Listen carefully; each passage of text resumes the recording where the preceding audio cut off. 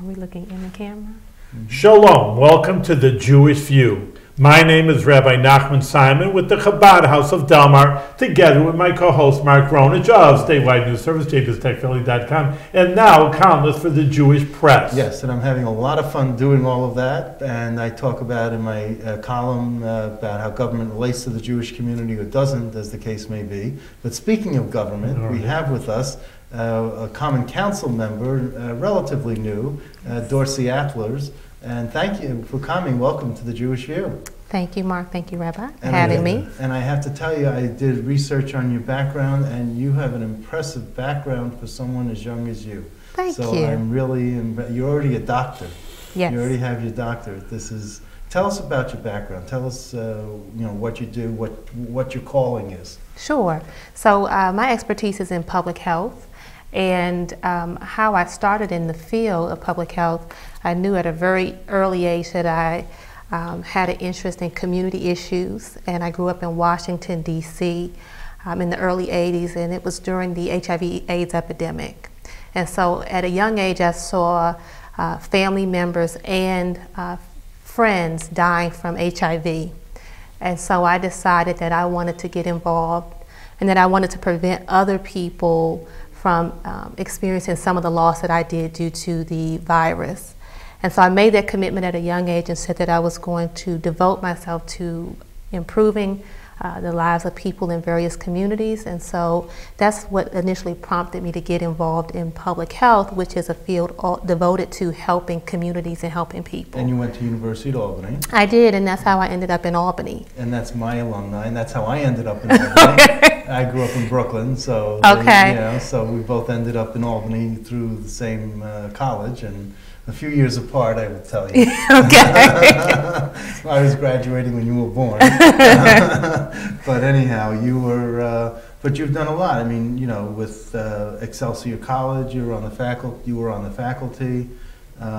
You've been involved in different community organizations like In Our Own Voices, and you were even profiled on the U-Albany magazine. Yeah. I never got profiled on the U-Albany magazine. Well, now you have to be the host of the Jewish View over here. You got to tell me how I can do this. I will. Okay? I will. But they wrote a really nice spotlight on you, the graduate from 1974, Vinnie Rita. Yeah. So. And they call you a true gem. So, what else? I mean, they're not going to say anything, this is a magazine that's a promotion for the university, so they're not going to say anything negative at all. But it's true. If they had something negative to say, they would. I wanted to ask you a question. You mentioned the idea that that turned you on to public health was the AIDS epidemic, and and really we had a lot of press coverage like, oh, it's terrible, it's rampant.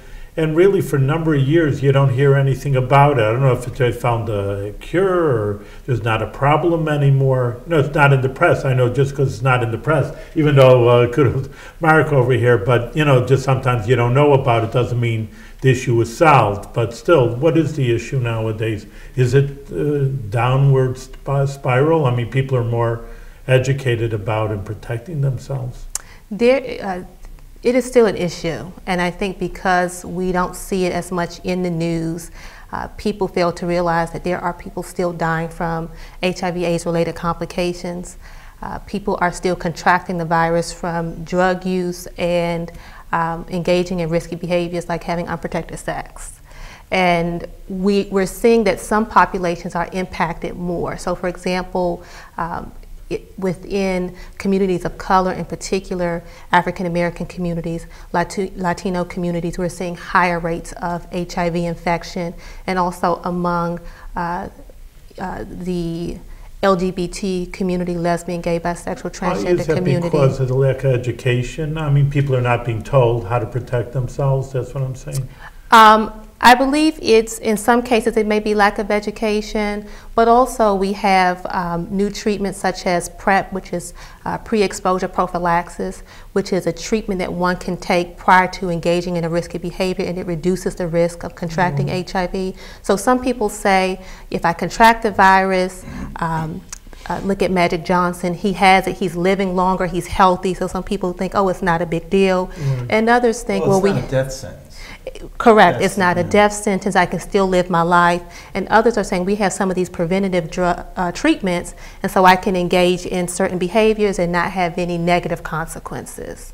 Yeah, it's interesting, but still an issue. It is still very much an issue. Just because the press doesn't say anything about it. And it's not just an issue in the gay community. It's an issue in the heterosexual community, in the straight community, because they feel that, you know, they would pass it on. Now, I got to tell you, in the Jerry Nadler, as a congressman, told me this about the Orthodox Jewish community in Crown Heights specifically, is that it's that people feel so regimented within the observant Jewish community that they want to get out and they want to cheat, and so they go out and they find a prostitute, or they find HIV, and they contract HIV, and then they come home and they don't say anything, and then they spread it to their spouse, and it's really been a hidden crisis in Crown Heights, and people have not been talking about it because they've tried to get counseling sessions, and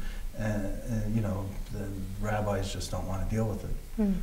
So that's been interesting. Really, so really, the education is important to get it out there. Huge. Absolutely. And there's one other point I will make. We're seeing an influx in heroin in our suburban communities, and one of the issues in the 80s was HIV was spreading because of drug users sharing needles, and so that's something that we also need to be mindful of as we're addressing this heroin epidemic that we're dealing with currently. Individuals sharing needles, and as a result, there's the risk of contracting conditions like HIV. So these are important to get it out to the people to know that, don't deal with risky behavior. You have to, be sure that you're protected in every way. Yeah, well, yes, right. We don't want to spend the whole show on this. All right, so let's go on. I will tell you a quick story that I did.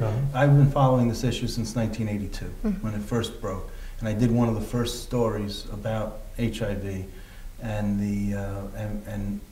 this is when they had.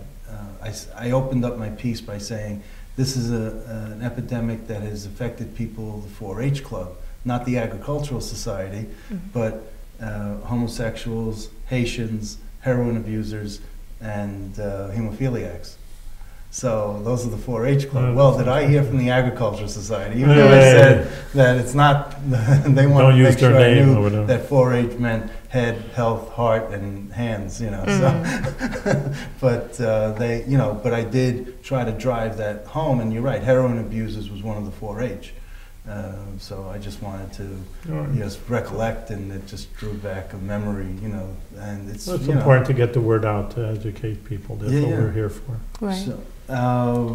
So tell us what drove you to become a member of the Common Council. At least, Dominic Casolaro was your predecessor, and yes. He kind of took a liking to you, I guess, because he kind of promoted you to be his successor.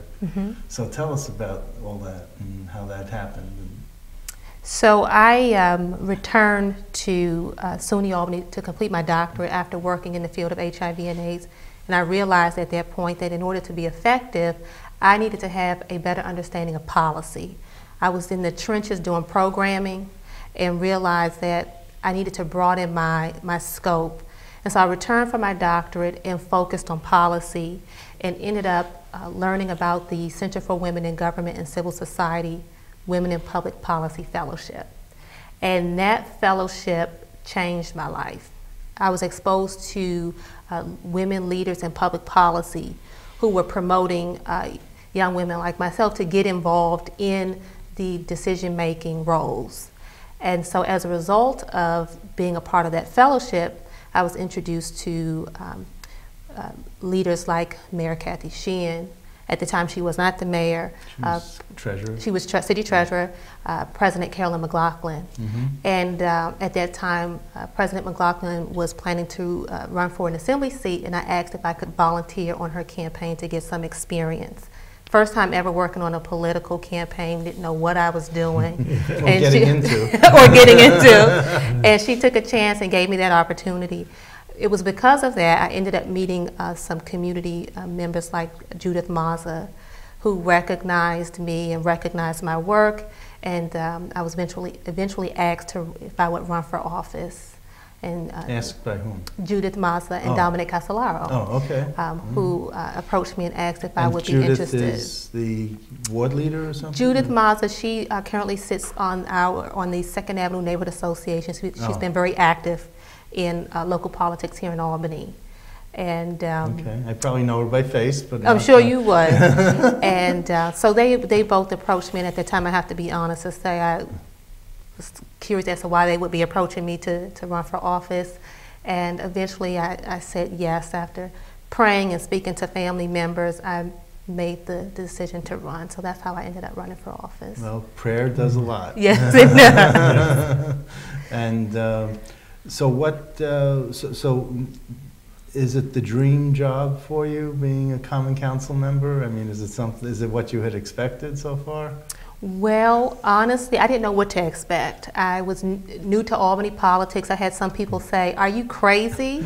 Are you?" And you didn't know why. I didn't know why they Now were you know? asking me that Now do you question. I do have a better understanding of what they meant by that, but it is one of the jobs that I feel most fulfilled, because you have the opportunity to make a tangible difference in people's lives. And so that's what I enjoy most about being a Common Council member.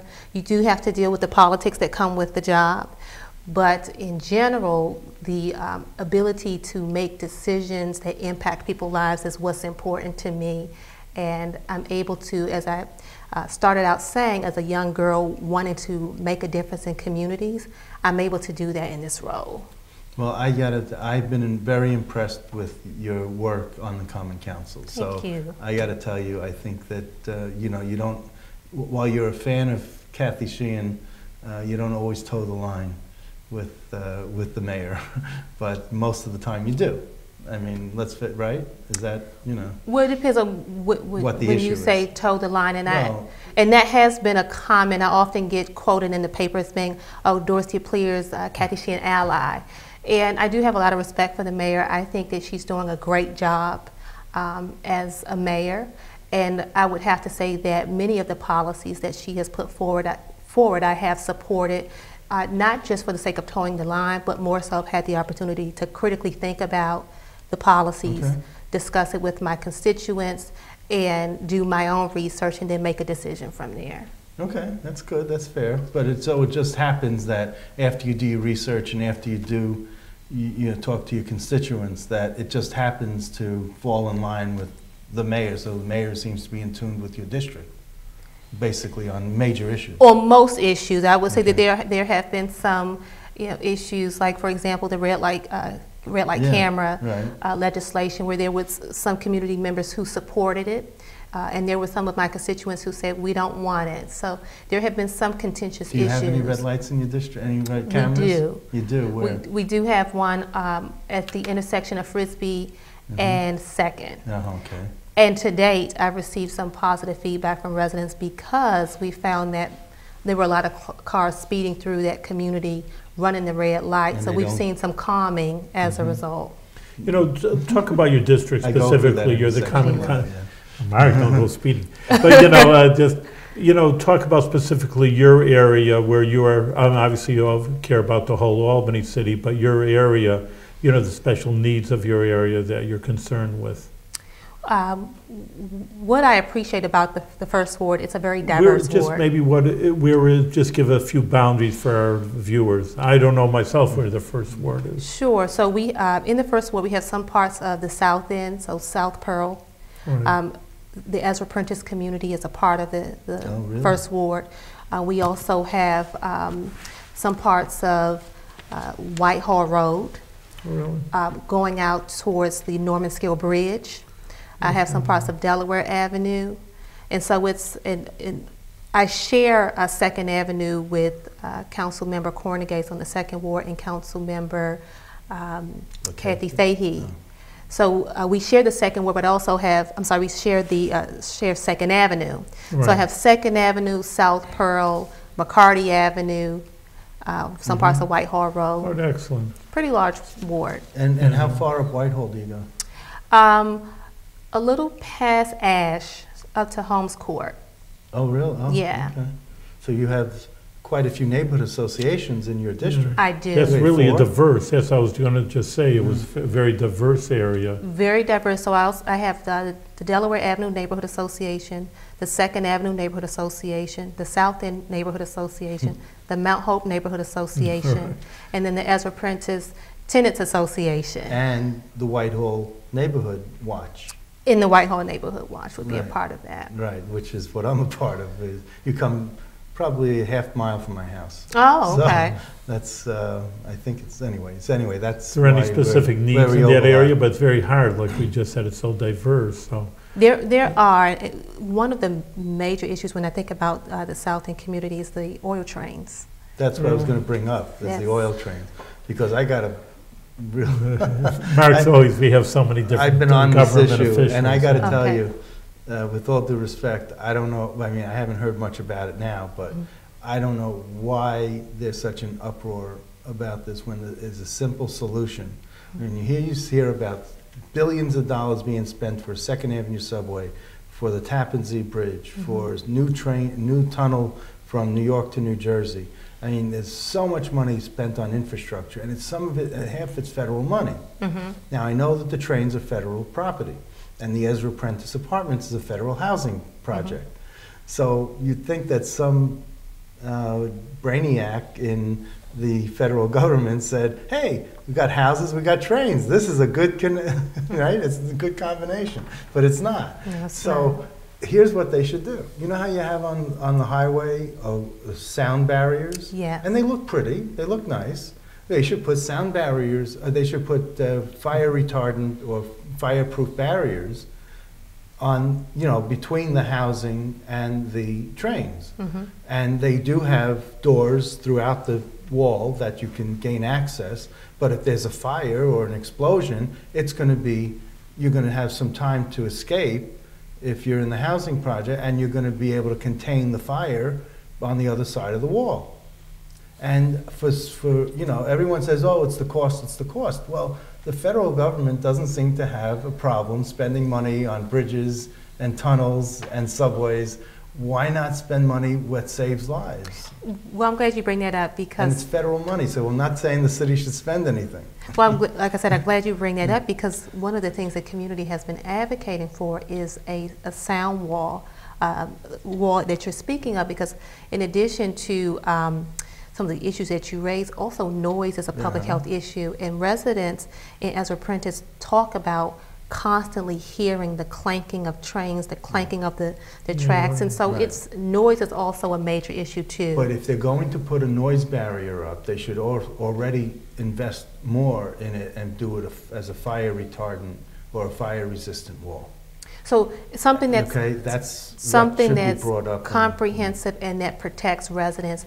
The issue, as you said, has been the cost, and as city officials, myself and Councilman McCornaday, we have been working with the community trying to advocate to find funding for this wall that needs to be placed up as an immediate solution You to the shouldn't need to problem. find the funding. You should be going to the U.S. senators and Congressman Tonko and let them find the money. It's their bailiwick, and meet with the people at who in the federal government who deal with the trains. I think it's Joe Boardman who might be in charge, and he used to be a state official here. So I think that's some New York connection for you. So I think there's some way that you could really do an impact or make an impact and take a trip to Washington and show people we mean business. Yeah, and I will say Congressman Tonko has been very vocal about his concern about this, and so something I can definitely follow up Yeah. with him on. I'm here to give ideas. Because the city should not have to pay for the wall. No, and except if Donald Trump wants to do it, because he's good at building walls. He knows how to build walls, so anyway. We won't touch that one. No, that's fine. We make jokes here. If I wanted to be a comedian, I'm sure a comedian could make a better thing. Now, one of your public health issues is lupus. Is there a reason why lupus is in your framework? Why is there a personal story? Or? Yes, So actually. tell us what lupus is again, just saying basically for our viewers, and I don't know myself. So. Oh, okay. Lupus is a chronic condition. It's an autoimmune condition. So essentially, the body attacks itself. The immune system is attacking the major organs in the body. So the kidneys, even the brain. And it affects a high level in the African American community. Correct. So the ratio of this impact for women to men is 9-to-1. So we see that women are predominantly impacted by lupus, and also women of African and Asian descent are disproportionately impacted by lupus. This is a condition that oftentimes falls under the radar. Many people don't know about it. I had a friend with lupus. Yeah. And women, anyone with it, they suffer in silence because it really impacts your body. Individuals who have lupus are constantly fatigued. Some get to a point where they can't get out of bed. They're so chronically fatigued and tired. You also experience a lot of pain in your joints. And in some cases, the more detrimental cases are kidney failure. And so how I ended up becoming interested in this topic, my sister was diagnosed in her early 20s, in the prime of her career, just graduated from college. She started working, and one weekend she came home and she had a rash on her face, which is also common among lupus patients. It's called a butterfly rash. And my mother sent her to the doctor, and we found out that she had lupus. And so as a family, we were not familiar with the condition. And so I, as a public health professional and someone who was looking for a dissertation topic for my doctorate, I decided to focus on lupus because it was something I was interested in, passionate about, and could gain information that would help a family member, but also help a lot of people who often don't even hear or know about the condition. And how many years ago was this? This at least 10 years ago. At least 10 years ago. And my sister's doing fine. Fine. She okay. has occasional flare-ups, which happens with lupus But do you have patients. to take medicine? There is You a have cure or anything? There's no cure, but there is treatment. Lupus patients often take corticosteroids, some form of steroids, which has its own side effects. Right. It makes you puffy and makes you puffy, blow up. Also, there's some side effects that impact your emotions, your mood. I won't get into that with women. Okay. Yeah, let's not go there. I'm not going there either. So that's how I got interested in lupus. So what's the and is this your older sister? This is my older sister. Your older sister. How old are you? I am 34. 34. Yeah. Okay. Pretty good. You're not supposed to ask a woman her age. Yeah, I know. Yes, when you're a public official, but yes, you get used to I that. don't mind sharing. I'm 34. And I Well, asked to your advantage, you accomplished so much in your young age. Yeah, I mean, and here's what I also ask is, how much does a common council member earn? You're asking a lot of personal questions. No, here, that's public information. That's Yeah, I public know. information. So I yes. think it's between $18,000 to maybe $20,000 a year. You don't know. It's between that number. You don't know. Off the exact number, I don't know. The exact. They take off so much taxes. That's what over I'm here. saying. Yeah, I know. By the time you're you done, see, it's what half as much over here. right. By the time the taxes come out of it, but I believe it's between $18,000 and $20,000. You know, I asked, or I had a question asked to Dr. Zucker, who also has a second income with Health Resources Incorporated, HRI. And he says, oh, it's somewhere between 50 and 60,000. And I'm thinking, okay, you know, it doesn't mean enough to you to know exactly how much. It's just like extra money. But to your point about the taxes being taken out. I know, I'm just teasing. I joke, I jest. I mean, but there's sometimes people we've had, again, so many government officials on. I mean, on one hand, obviously that's a salary for a part-time job. On the other hand, it consumes so much time.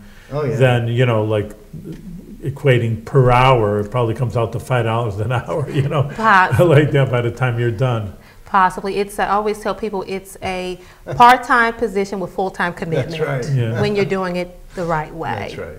You're absolutely right. And do you do newsletters and emails? Because I get emails from Judy Dochette and from other council members. Do you do emails? I do send like out updates? emails. Yeah. I'm working on my newsletter now. You are? I Okay. am, but I do send out emails.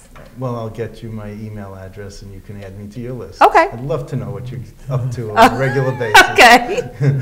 So I asked you about the Common Council and, you know, how you're, you know, and if it's what you thought it would be. Mm-hmm. So while you didn't know what you were getting into going in, is this something that you feel like, yeah, I'm going to stay here for another 20 years and I'm going to be like some, you know, Dan Herring and Rich Conti and Mike O'Brien and others who were there for 20 years, it seems?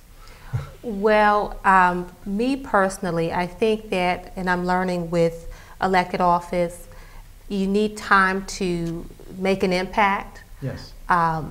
But you also need to be mindful that as you're in the role making an impact, you should be grooming the next generation of leaders to take the post and the position. So do I anticipate being on the Common Council for an extended period of time? I would say no. Mm-hmm. I think that my constituents voted me in to get in, do a great job on their behalf, but at the same time, I think after a certain period of time, even with any job, after you've done it for a substantial amount of time, you can run the risk of tunnel vision and not being as effective. Mm-hmm. And so I think it's important as I continue my tenure, I'm also thinking about who next in the community will be ideal to assume the position as well. Well, Judy and Dominic made a great choice in you. Thank so you. I really, I'm glad that they did that. I hope you make a great choice for your successor. Thank you. Well, and also they should go up, and I mean, you're so capable. It seems that they should look higher a little bit. Well, you know? now this is a dangerous thing because everyone's very sensitive about things. You know, whether it would be for assembly or senate. You know, you have to be. I didn't careful say what. I just no, but that's what's higher than maybe county legislator. But you got to be careful when you.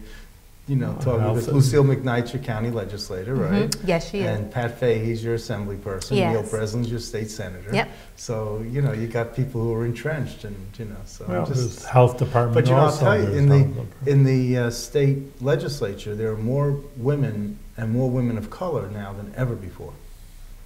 And In the they made in the assembly. In the assembly. State Yeah. assembly. Yeah. In the state and assembly. they made a big point of that in the beginning of the session here. Really? Mm-hmm. Yeah. Oh, yeah. They were cheering. It's commendable. So it is, but it just shows how people are, It's it's not society it's today. not a men's club anymore, so, what would you like to, I mean, I know that, well, I should, let the audience know that, you are the chair of the ad hoc committee for the public access channel that we're on now, but So we have to say thank you for letting us be on the thank you. Thank you. So what is your vision for public access and government access? What would you like to see with the ad hoc committee? Transparency is important, I think, in terms of any aspect of government, and this is all about public. We can't take public out of public access. And so transparency is very important, but also I find with our new board, and thank you so much, Mark, for being a part of it, there is some new energy and people are excited about what's to come with public access. Mm-hmm. And so my vision is consistent programming, programming that's of interest to our residents, and getting people excited about what's going on in our local government, more transparency with viewing meetings, mm-hmm. And also more educational programming for our residents. Mm-hmm. Just a quick question. What about the trash removal thing? Trash tax. How do you stand on that? So with the initial vote for the trash fee, I voted no. Yeah. There was a repeal that was recently put mm-hmm. on the council floor for a vote, and unfortunately I was unable to be there for the actual vote. But where I stand on this is we have to, as a city, look more comprehensively at solid waste management. How would you have voted for the repeal if you didn't have to step out or do something else? I don't know what you have. So I was prepared to vote no to the repeal, But you voted no for the tax. Correct. I voted no for the tax. And for the repeal, and then I'll explain why I was in a position to vote no to the repeal. I feel at this point, the reality is, as a city, we will have to, all of us will have to pay for trash service at some point. And so what I would like to focus my energy on is working with our council members and the administration on a more comprehensive solid waste management plan. And so I currently sit on the Solid Waste Management Plan Committee, where we're looking at coming up with a comprehensive solution to address this issue so it's more equitable and it's fair, and we're looking at sustainable and long-term strategies. Right, because the landfill is going to close. Correct. So we got to do some. So you're looking into that, and you're looking at the garbage pickup as interacting with the landfill closing, and things like recycling as well. So those are some of the things that we're looking at currently. And this committee was put in place shortly after the trash fee legislation passed. And so as someone who is a part of focusing on the solution, I thought it was important to stay focused on what we need to do to make this more equitable. Okay. All right, thank you very much. You're a young woman and you've done so many accomplishments, so we're going to have to watch you as you go up in the ladder and see what you're accomplishing in the future, and continues your good success with good health. Yes, thank you. Thank you, Dorcey. Thank you so much.